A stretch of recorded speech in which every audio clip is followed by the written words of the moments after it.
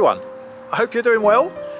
It's Monday morning and this is the first proper full week back at the repair shop. Yes, we are back filming again. Happy New Year.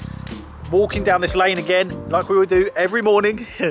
I think the weather is going to be beautiful, but I'll tell you what, it is freezing. My van on the way here says it was 0 degrees this morning and it is frosty everywhere. It's freezing cold. The sun is shining, but it is so cold. I'll tell you what, I'm so glad I've got my McNair shirt on. This thing is, it's not even super thick. They do a thicker one than this, but it's made of wool and it's a pure merino wool and it is so warm. This with a base layer and a t-shirt underneath, I'm fine.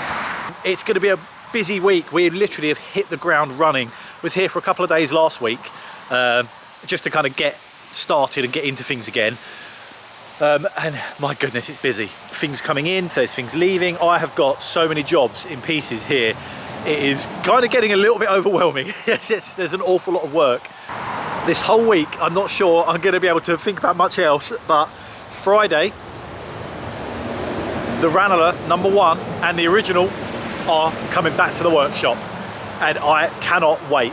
The #1 that you saw us cast in the previous video, by the way, that video has now already gone over 100,000 views. It's insane. It's so cool that it's gone down so well.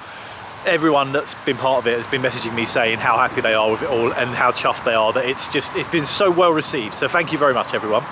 #1 Ranalah and the original are going to be coming back home, back to my workshop. I cannot wait to get them back in the workshop. Anyway, better get back in the barn. I will catch up with you later. Behind the barn there's this big field out the back and there's like a fenced off kind of paddock area. When they have the shows at the museum, they have kind of like a rare breed show and all the animals and stuff. They have this pen area where they all come in here. And it's literally one of the only places I can get phone signal. So whenever I have a phone call or I'm speaking to somebody or coming up here to talk to you guys, I end up just wandering around. I mean, I can't complain. It's a beautiful place to be. But I seem to spend my life wandering around this paddock. People must think I'm mad. I've got ticked off a lot of things. It seems to be this week and a bit of last week. And quite a lot of what I do here actually seems to be, I quite often help others.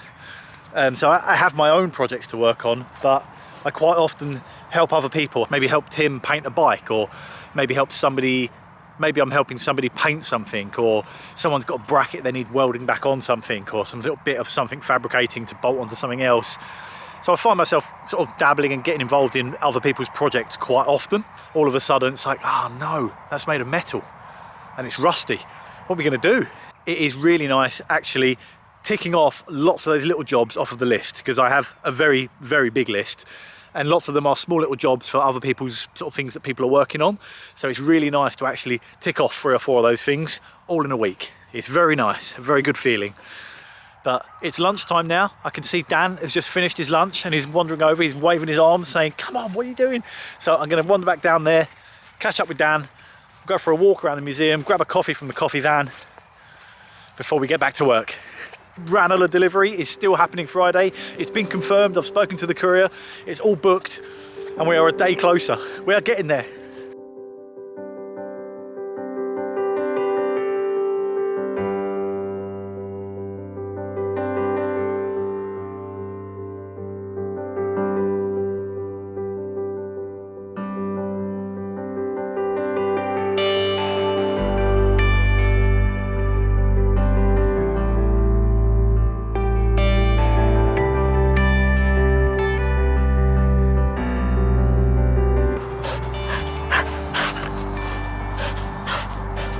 Wendy, you've never have quite grasped drop it, have you?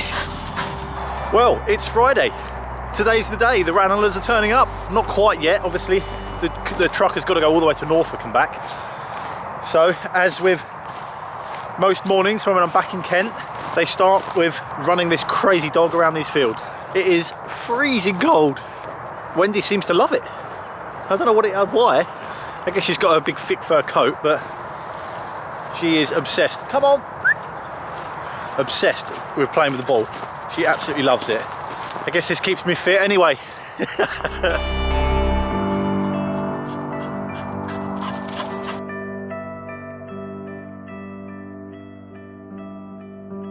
Here we go then, back in the workshop. She's now tired, falling asleep upstairs, which is nice.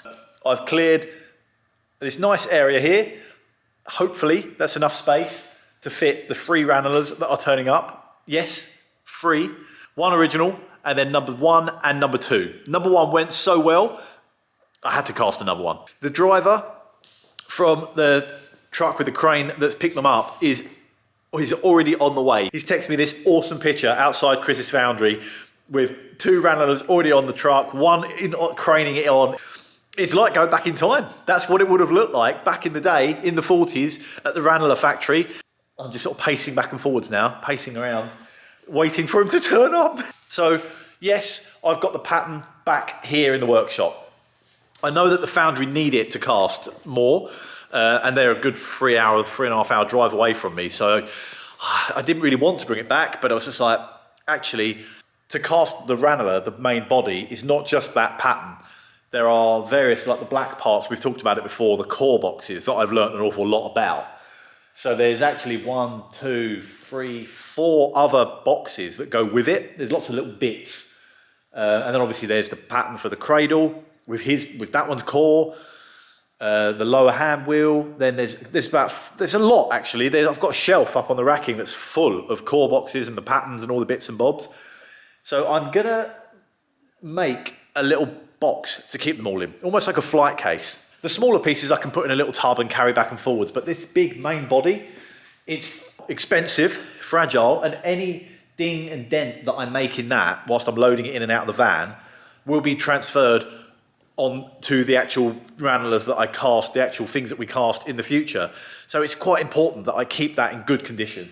If I'm dragging it around and bashing the corners, then every Ranalah from then on is going to have that ding in the corner. A big wardrobe, or like a big filing cabinet, something like that with 2 big doors on the front, big wooden box, wheels on the bottom because it's going to be heavy, and then I'll sort of segment it inside with bits of plywood. I've kind of got a picture in my head. It's like pigeonholes, the main wheeling machine body there in the middle, and then little cubby holes all over for the core boxes and the other little patterns. So hopefully I can get every single pattern and core box and everything relating to making every bit that we need for the Ranalah in one big giant flight case, so I can just lump that in the van, drop that off at Chris, and then everything's in there. I'll colour code everything, make it nice and straightforward so nothing goes missing.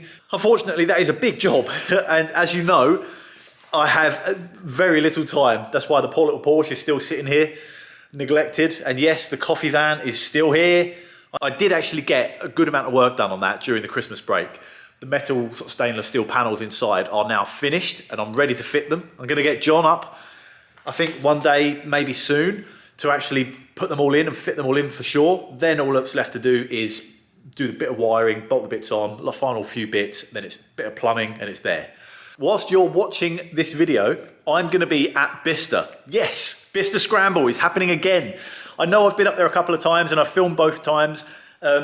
But I am going to go up there again, and I absolutely cannot wait. Every single time I go up there, it is just the best day. I have such a good time. So many people stop and say hello to me and chat to me about cars and stuff, motorbikes and things like that. I'll hang out and spend a bit of time with the Heritage Skills Academy. Hopefully there'll be a guy there doing wheeling, and they did say they've got a surprise. Might be a blacksmith there, maybe.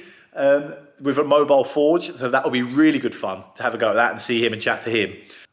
One thing that the Heritage Skills Academy have said, they were like, oh Dom, have you got an old car you can bring up or something? And I was like, oh well, I mean I do have old cars, but none that I can drive to Bicester, unfortunately. So I thought, you know what?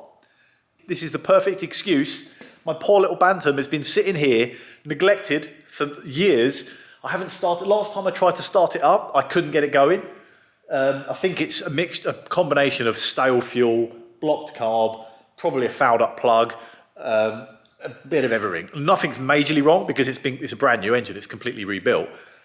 But I feel like I can't bring it unless I can get it running. Because if it's parked outside there, someone's going to ask me if it runs, and I don't want to say no.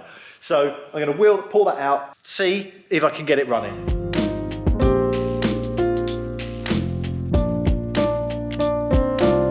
Right, so for anyone that doesn't know, this is my little D1 Bantam. It's a plunger model, so it's not super well. It's early, but it's not super early. It was the first ever motorbike that I built. Yes, Bantams don't come with girder forks. So the forks are from something pre-war. I don't know what. I think it might be an old AJS or something like that. Not really sure. The front wheel is from a Honda CG125, I think. The headlight is from a push bike that I've taken all the insides out and put an LED, put a bulb in there, proper bulb in there. This tank, it used to be an old race bike, like a grass track racing bike, so that tank is the original. I've just put a bit of a sort of satin clear coat over it. It's cool, isn't it? So the engine was built by Nick Bramley, Rusty Rooster Motorcycles. He does BSA specialist. It's a D7 case, D14 top end, I think, so it's 186 now. It goes really well. The only problem is the kickstart. Kickstart is rubbish. It's the kickstart on the other side to actually get it going.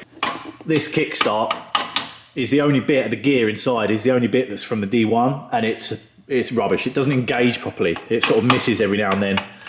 So that is a bit annoying, but something I can deal with at a later date. And that is its original racing number. That is all great and it looks beautiful, but it is no good if it doesn't run. So let's get some screwdrivers and take this thing apart.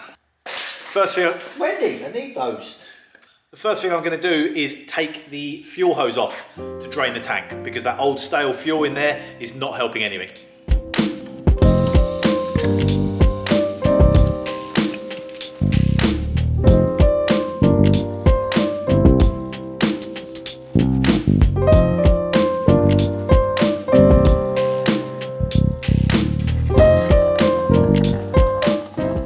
All over my leg, brilliant.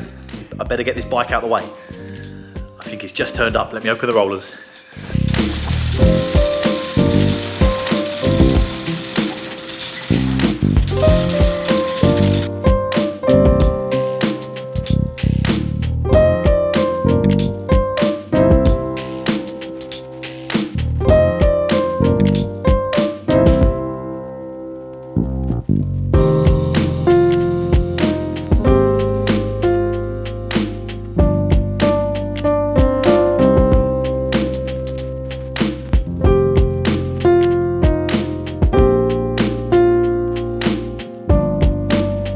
So far so good, it's looking all right.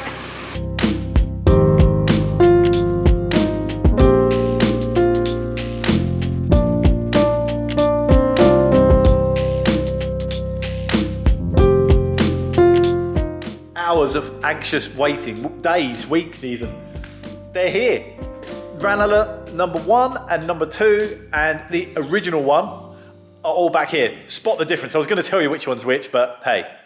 No, I know you can tell at the moment, because these two need sandblasting. It's got a fair bit of sort of fettling and grinding and sanding to do on them, but they are looking good. It's so nice seeing them lined up like that. How cool is that? Right, okay, let's get back into it. That's enough of a distraction. I need to get this ready and in the van tonight, ready for Sunday. Spark plug is next.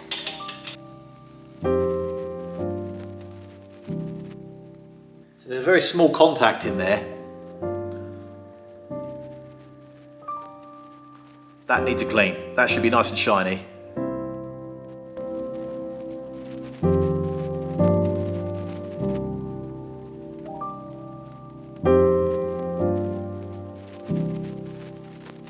I'm just double checking that everything is nice and clean. So all I'm going to be doing is taking off the bare minimum to get inside, blow it through with some carb cleaner, make sure and clean out anywhere that looks like it's gummed up full of sticky, treacly old fuel.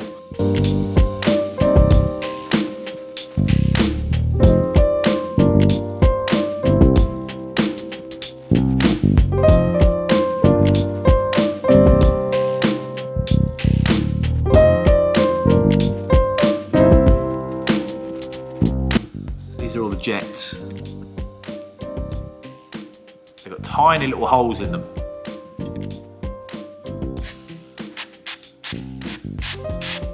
They sort of direct the fuel within the carburetor. Shoots in one end, squirts out the other. It's all very simple, but they're tiny little holes and they all need to be very clean, very clear.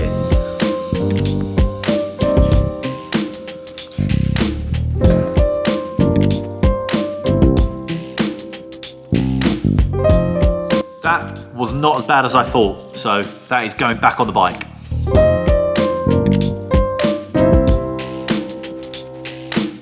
Brand new fuel from the petrol station. So because this engine is 2-stroke, you need to, there's no actual engine oil in the engine. There's gearbox oil, but that's a whole different world. So you need to put the lubrication, the engine oil, in with the fuel. Mix it together.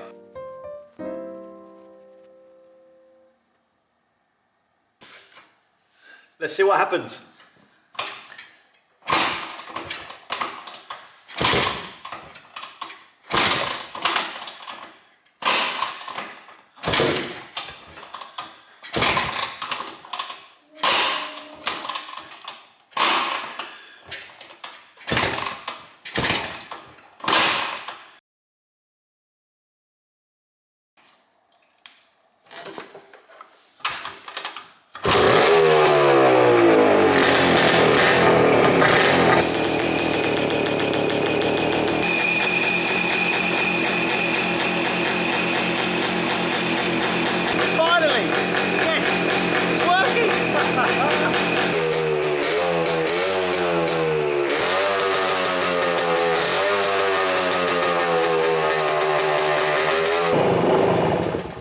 Right, that's it. It is far too late for me to still be here.